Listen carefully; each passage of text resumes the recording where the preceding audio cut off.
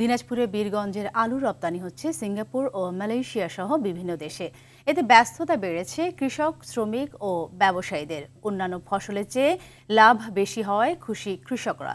দিনাজপুর প্রতিনিধি আনিস হোসেন দুলালের প্রতিবেদন, জানাচ্ছেন সৈয়দ মাহমুদ।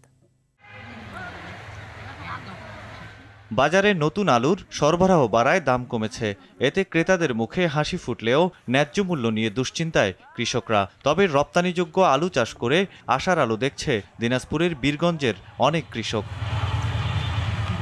বীরগঞ্জের ২৮ মাইল এলাকায় বেসরকারি প্রতিষ্ঠান নাইম এগ্রোর সহযোগিতায় কৃষক আলী ইমরান ১০০ একর জমিতে সানশাইন জাতের আলু চাষ করেন। ফলনও হয়েছে ভালো। ইমরান জানান, মালয়েশিয়া থেকে ১০০ মেট্রিক টন আলুর অর্ডার পেয়েছেন। চলতি সপ্তাহে প্রথম চালানে যাবে ২৮ মেট্রিক টন। সানশাইন জাতের আলু ১০০ হেক্টর করেছি।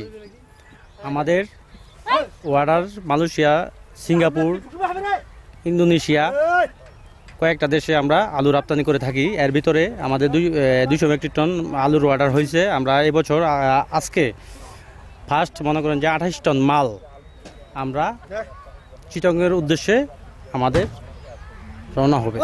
ইনশাল্লাহ আশা রাখা যায় এবছর প্রচুর অর্ডার আছে। আর আমাদের উত্তরবঙ্গ দিনাজপুর এক্সপোর্টের জন্য আমরা কোয়ালিটি মেনটেন করি। আলু চাষ লাভজনক হওয়ায় খুশি এখানকার শ্রমিকরা।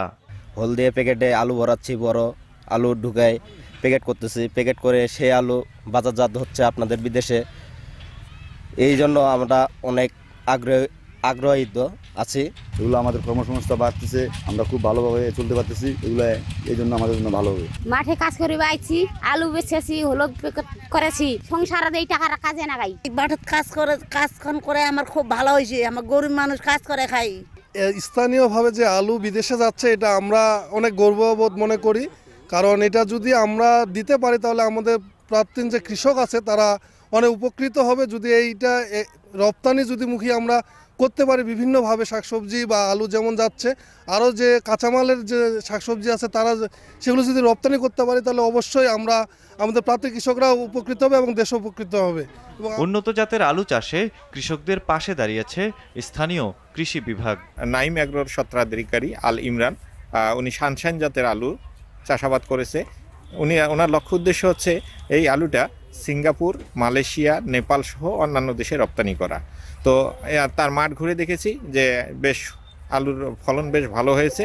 এই উদ্দেশ্যে আজকে উনি প্যাকিং গ্রেডিং করে রপ্তানির উদ্দেশ্যে আজকে তিনি আলুটাকে পাঠাচ্ছেন।